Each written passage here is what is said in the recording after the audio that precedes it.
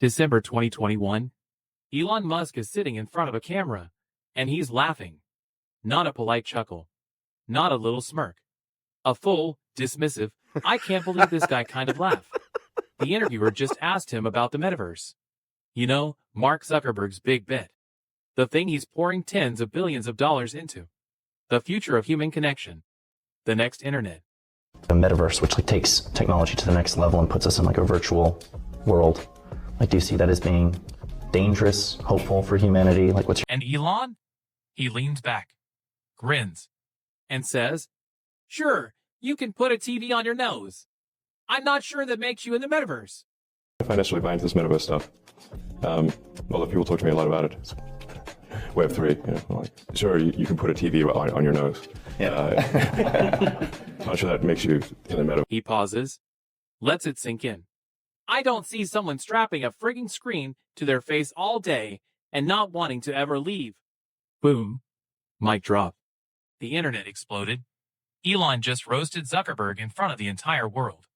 And honestly, he had a point. The metaverse was starting to look like a billion-dollar ghost town. Empty digital worlds.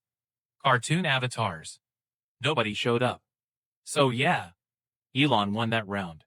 But here's the thing about throwing stones when you live in a glass house. Because while Elon was mocking Zuckerberg's failure, he was quietly conducting his own experiments. On monkeys. With brain chips. And those monkeys? They were dying. And while he was telling the world that full self-driving was, next year, are these things really going to be a reality? Tesla car next year will probably be 90% capable of autopilot. 90%. He was saying the same thing he'd been saying for 10 years. A month away from having. And while he was buying Twitter to and say free speech, he was lighting $35 billion on fire. So let me ask you something. Who's the bigger failure? The boring guy who wastes money on a quiet digital flop? Or the chaotic genius who sets everything on fire in public and calls it progress? If you want to see what happens when ego meets reality, you're in the right place. Hit that like button, because we're about to expose both of these guys. Welcome to King's Empire. History proves that power is hard to build but easy to lose. We document the ascent, we dissect the downfall, and we reveal the truth behind the throne. Secure your place in the empire. Subscribe and like the video now. This is not a takedown. This is a trial by combat. On one side, you have Mark Zuckerberg, the robot, the guy who copied Snapchat, bought Instagram, and turned Facebook into a surveillance machine. He's boring. He's predictable. He wears the same gray t-shirt every day like some kind of NPC. But you know what? He never misses. On the other side, you have Elon Musk, the alien, the guy who says he's going to put 1 million people on Mars, build tunnels under cities, and wire your brain to the internet. He's chaotic. He's visionary. He makes promises he never keeps. But you know what? He's the only one trying. So here's the question we're going to answer today. Who do you trust with the future? The guy who controls the system? Or the guy who wants to burn it down? Let's find out. Let's rewind for a second. Because before Elon mocked the metaverse, we need to understand what Zuckerberg was actually building. In 2021, Mark Zuckerberg stood on a stage and told the world that the future of the internet wasn't going to happen on your phone. It was going to happen on your face. Back when I started Facebook, that mostly meant text that we typed on computers. Then we all got phones with cameras, and the internet became much more visual. And recently, as connections got faster, video has become the main way that we experience content. We've gone from desktop to web to phones, from text to photos to video, but this isn't the end of the line. The next platform and medium will be even more immersive, an embodied internet where you're in the experience, not just looking at it. And we call this the metaverse. He showed us the metaverse, a digital world where you could work, play, hang out with friends, attend concerts, buy virtual real estate. All you had to do was strap on a headset and step inside. And look, on paper, it made sense. Think about it. Facebook, Instagram, WhatsApp, they all live inside apps. And apps live inside phones. And phones are controlled by Apple and Google. Every time someone downloads an app, Zuckerberg has to pay them a cut. Every time he wants to add a feature, he has to play by their rules. He's a king, but he's a king paying rent. So the metaverse was his way out. Own the hardware. Own the software. own the entire universe. It was brilliant. There was just one problem. Nobody wanted to live there. The metaverse launched, and it was empty. Reporters logged in and found themselves alone in a digital wasteland. The graphics looked like they were from 2005. Zuckerberg's own avatar didn't have legs. It was a disaster. And Elon? He saw blood in the water. That Babylon Bee interview wasn't just a roast. It was a philosophical rejection. Because Elon doesn't believe in the metaverse. He thinks it's a toy. A gimmick. A screen strapped to your face that gives you motion sickness. He said, and I quote, "This sounds just kind of buzzword, why?" And here's the crazy part. Elon has his own version of the future. And it's way more terrifying. He doesn't want you to put on a headset and pretend you're in another world. He wants to put a chip in your brain and make you think you're in another world. No screen. No headset. Just a surgical implant called Neuralink that writes data directly onto your neurons. He said it himself. In the long term, a sophisticated Neuralink could put you fully into virtual reality. Not through your eyes, through your mind. Let me say that again, because I need you to understand how insane this is. Zuckerberg wants you to wear a computer. Elon wants to become one. This is where it gets wild. If you're not subscribed yet, do it now, because this rabbit hole goes deep. Now, you might be thinking, okay, sure, brain chips sound cool. Very sci-fi. Very Elon. But has he actually done it? And the answer is, kind of. Neuralink has run trials. They've implanted chips in human beings. One guy can control a computer with his thoughts. That's real. That happened. You just played some music? Yeah, man. That's awesome. Now he can play music or But before they got to humans, they had to test on animals. Specifically monkeys. And here's what Elon didn't tell you when he was laughing at Zuckerberg's metaverse. Those monkeys? They were dying. Between 2017 and 2020, Neuralink partnered with UC Davis, a major research university, to run experiments on macaque monkeys. The goal was simple. Prove that you could implant a chip into a living brain, record neural activity, and let the animal control a computer with its thoughts. Sounds amazing, right? Here's what actually happened. 23 monkeys. 15 dead. Do the math. That's a 65% mortality rate. Now, I know what you're thinking. Okay, but medical research is hard. Animals die in trials. That's just how science works. Sure, but let me read you some of the veterinary records. Because this wasn't just science. This was chaos. Animal 20. Female macaque. Young. Healthy.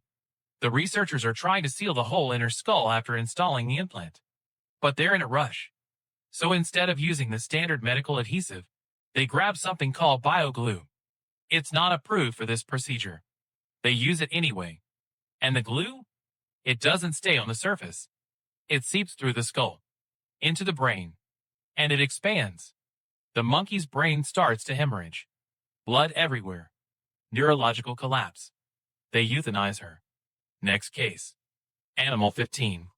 Another female macaque. She survives the surgery. At first, everything seems fine. But over the next few months, she starts pulling at the implant on her head. She's clearly in distress. She loses coordination. Stops eating normally. The staff watches her deteriorate. And then one day, she just collapses. They euthanize her too. Animal 22. This one develops a chronic infection at the implant site. Bone infection. Skin infection. They try antibiotics.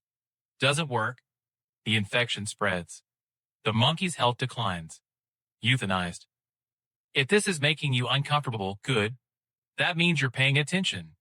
Like this video, if you think innovation shouldn't come at this cost. Now, I want to be clear about something. I don't think Elon Musk personally killed these monkeys. I don't think he was in the lab holding the scalpel. But here's what did happen. According to a Reuters investigation, Neuralink employees said they were under relentless pressure from Musk to move faster, to get results, to hit deadlines. And that pressure led to botched experiments. Mistakes. Shortcuts. Like using bioglue when you shouldn't. Like rushing surgeries.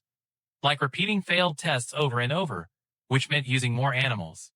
Since 2018, Neuralink has killed an estimated 1,500 animals. Sheep, pigs, monkeys, all in the name of progress. And when the story broke? When the Physicians Committee for Responsible Medicine filed a complaint with the USDA and released those veterinary records, Elon had a response. September 2023. Elon posts on X, formerly Twitter, because of course he renamed it. He posts, "No monkey has died as a result of a Neuralink implant." He goes on to say that the monkeys they used were already terminal, close to death. So it didn't matter. Let me be very clear. That is a lie. The UC Davis veterinary records show that the monkeys were young and healthy before the surgeries. They weren't terminal. They weren't dying. Neuralink killed them. And Elon lied about it. Why does that matter? Because the Physicians Committee didn't just file a complaint with the USDA. They asked the SEC, the Securities and Exchange Commission, to investigate Elon Musk for securities fraud.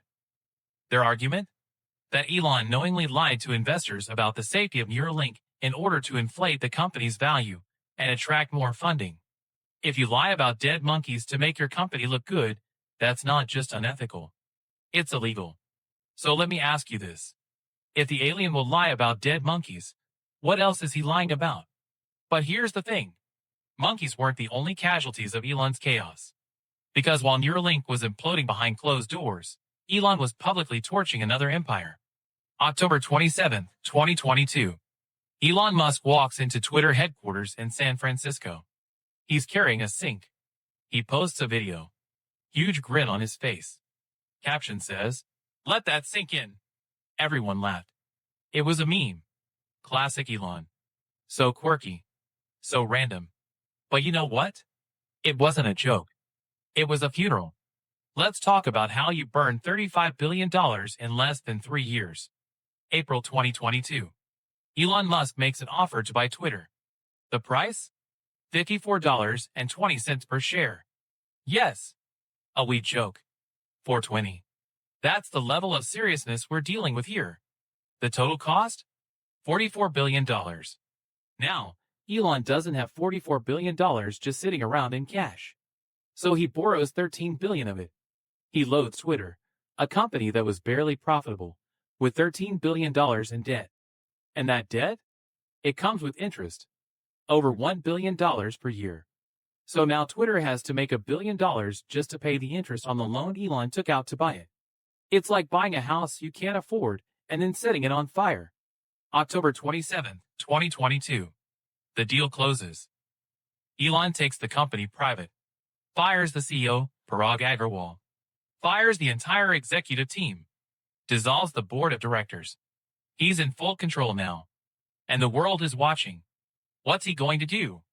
How's he going to turn this around? This is Elon Musk. The guy who made electric cars cool. The guy who lands rockets on floating platforms in the ocean. Surely, he's got a plan. Right? Wrong. Here's what happened next. Fidelity, the investment giant, owned a small stake in Twitter through the holding company Elon created. And because Fidelity manages mutual funds, they have to report the value of their investments every quarter. So we can track in real time how much Twitter is bleeding. October 2022. Purchase price, $44 billion. 1 year later. October 2023. Fidelity marks down their stake by 65%. But it gets worse. By late 2024, early 2025, Fidelity has marked down their stake by 78.7%. Let me do the math for you. That means Fidelity believes the entire company, now called X, is worth approximately $9.4 billion. Elon paid $44 billion. It's now worth $9. He destroyed $35 billion of value in under 3 years. Let me know in the comments. Would you trust this guy with your brain? Smash that like button and let's keep going. Now, you might be wondering, how does that even happen? How do you lose that much money that fast? Simple. You chase away everyone who is paying you. See, Twitter made money the same way every social media platform makes money. Advertising. Brands pay to show you ads. Twitter takes a cut. That's the business model. But the business model only works if the brands feel safe. If their ads show up next to hate speech, conspiracy theories, or Nazi content, they leave. And that's exactly what happened. November 2023.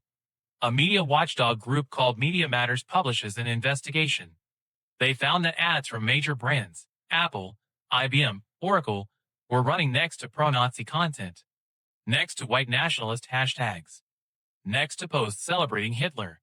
The brands freaked out. IBM immediately suspended all advertising, released a statement. IBM has zero tolerance for hate speech and discrimination. Disney pulled their ads. Bob Iger, CEO of Disney, one of the biggest advertisers on the platform, just went silent and stopped paying. Apple, the biggest advertiser on Twitter, paused all campaigns. Warner Brothers Discovery, Paramount, Lionsgate, Sony Pictures, Comcast, NBC Universal. They all left. And why did this happen? Because when Elon took over, one of the first things he did was declare a general amnesty for banned accounts.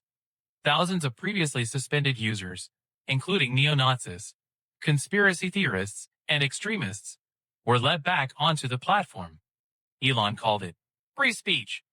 Advertisers called it a brand safety nightmare. But here's where it gets truly insane. Because the situation was bad. The advertisers were leaving. The revenue was collapsing. Any normal CEO would have gone into damage control mode. Apologize. Reassure the brands. Promise to fix the moderation. Not Elon. November 2023. A user on X posts a detailed breakdown of the Great Replacement conspiracy theory. The post claims that Jewish communities are pushing hatred against whites. Elon Musk replies directly to this post. He writes, "You have said the actual truth." The actual truth. He endorsed it. The fallout was immediate. More advertisers bailed. The Anti-Defamation League condemned him. The media went into a frenzy. And then, a few weeks later, Elon does an interview with Andrew Ross Sorkin at a conference. Sorkin asks him, "What do you say to the advertisers who are leaving the platform?" Elon pauses, looks directly into the camera, and says, "Go fuck yourself." He repeats it. Advertisers leaving. We talked to Bob Iger I hope today. they stop. You hope Don't advertise. you don't want them to advertise? No. What do you mean? If somebody's going to try to blackmail me with advertising, blackmail me with money, go fuck yourself. But Go fuck yourself. Is that clear? I hope it is. Hey, Bob, if you're in the audience. well, let me ask you then. Go fuck yourself. Then he singles out Bob Iger, CEO of Disney, by name. Hi, Bob. That's not a strategy. That's not 4D chess. That's chaos. Now let me show you the contrast. While Elon is telling his customers to go to hell, while he's lighting money on fire and endorsing conspiracy theories, Mark Zuckerberg is quietly winning.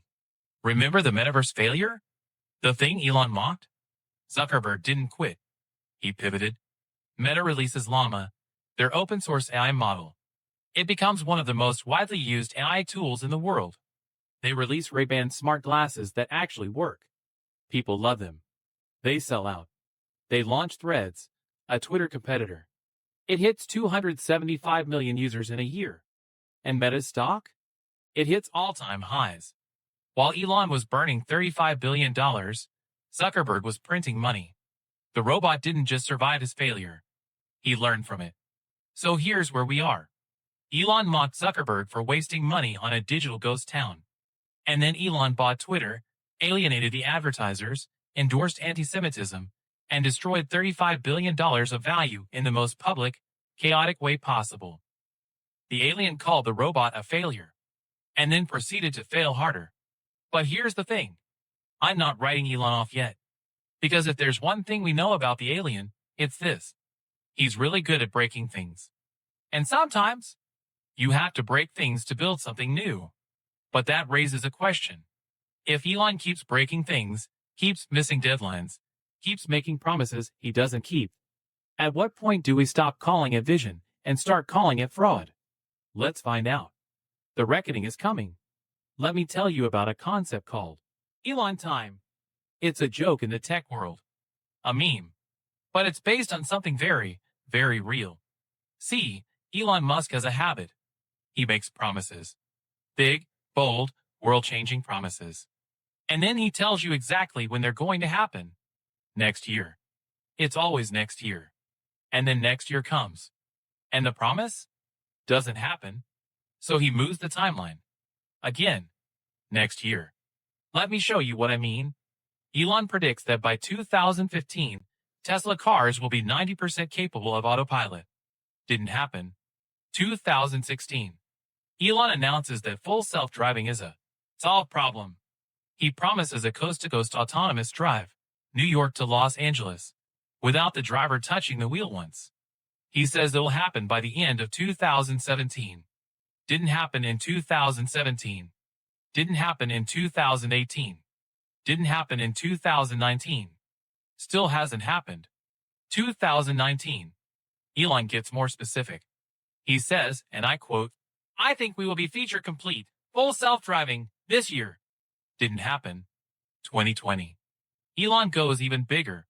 He promises there will be 1 million robot access on the road by the end of the year. Self-driving Teslas that you can send out to pick up passengers and earn you money while you sleep. Your car would appreciate in value. How many robot access were on the road by the end of 2020? 0. Not one. And it's not just cars. Let's talk about Mars. 2016. Elon says the first crewed flights to Mars could happen within 6 years. That means humans on Mars by 2022. We're in 2025 now. No human has left low Earth orbit since 1972. 2020. Elon revises the timeline. Uncrewed mission by 2024. Crewed landing by 2026. Well, 2024 came and went. No Mars launch. September 2024. Elon resets the timeline again. Uncrewed starships to Mars in 2026. If that works, crewed flights in 4 years. So, 2030. Maybe. And the big dream? A self-sustaining city of 1 million people on Mars by 2050? That would require launching thousands of starships per year. We've launched a handful in tests. Now, here's the question. If the timelines are fake, is the vision fake too? Or is lying about the timeline just part of how you change the world? Because here's the uncomfortable truth. Elon has landed rockets.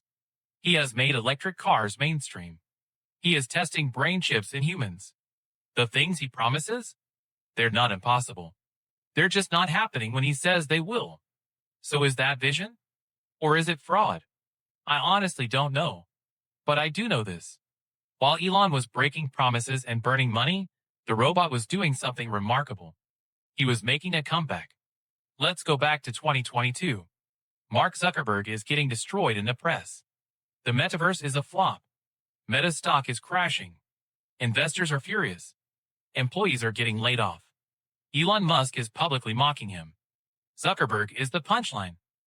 And you know what he did? He didn't fight back. He didn't argue. He didn't go on Twitter and tell everyone to go fuck themselves. He went quiet, and he got to work. 2023, Meta announces the year of efficiency. Translation, we're cutting the fat. Layoffs, restructuring, refocusing. And then, they pivoted hard into AI. They released Llama, an open-source AI model that rivals anything OpenAI is doing. It's free. It's powerful. Developers love it. They release Ray-Ban Meta smart glasses. And shockingly, people actually want them. They're selling out. They're cool. They launched Threads, a direct competitor to Twitter. In 1 year, it hits 275 million users. And Meta's stock? It doesn't just recover. It hits all-time highs. The boring guy. The guy Elon mocked. The guy who failed with the metaverse. He didn't quit. He adapted. If you respect the comeback, drop a like. If you're Team Chaos, let me know in the comments. So here we are. Two kings. Two completely different philosophies. The robot.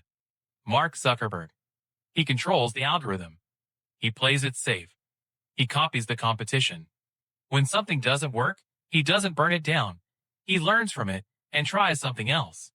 He's disciplined. He's methodical. He's boring. But he never misses. The alien. Elon Musk. He breaks his own companies. He lies about timelines. He killed monkeys. He burned $35 billion on Twitter. He endorses conspiracy theories and tells advertisers to go fuck themselves. He's chaotic. He's reckless. He's unpredictable. But he's the only one building rockets. Look, I'll be honest with you. I'm Team Elon. I respect the chaos. I respect the vision. I respect the guy who's willing to risk everything, his money, his reputation, his sanity, to try to put humans on another planet. But after researching this story, after looking at the dead monkeys, the broken promises, the $35 billion up in smoke, I also respect Zuckerberg's discipline. Because here's the truth. Elon might be the one with the vision, but Zuckerberg is the one who executes. Elon promises Mars. Zuckerberg builds Instagram. Elon promises robot access. Zuckerberg builds AI that actually works. Elon promises Neuralink will change the world. Zuckerberg builds smart glasses people actually buy. One of them dreams about the future. The other one builds it. So here's my question for you. Who do you want running the future? The guy who never loses? Or the guy who's willing to lose everything to win?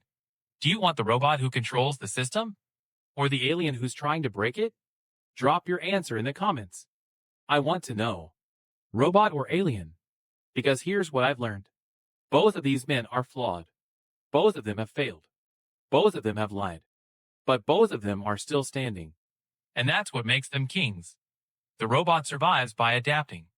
The alien survives by refusing to die. And honestly, the world needs both. We need someone to stabilize the system. And we need someone crazy enough to break it. We need the guy who builds the tools we use every day. And we need the guy who's trying to get us off this planet. Because if we only had Zuckerberg, we'd be stuck. We'd be safe, we'd be comfortable, but we'd never leave. And if we only had Elon, we'd be chaos. Half-finished projects. Broken promises. $35 billion on fire. But together they represent the full spectrum of human ambition. The discipline and the dream. The system and the revolution. If you made it this far, you're part of the empire now. Hit that subscribe button. Smash the like button. Drop a comment and tell me, robot or alien? Because this is just the beginning. These two kings are still building. Still fighting. Still bleeding. And we're going to be here to document every move. This is King's Empire. And the throne?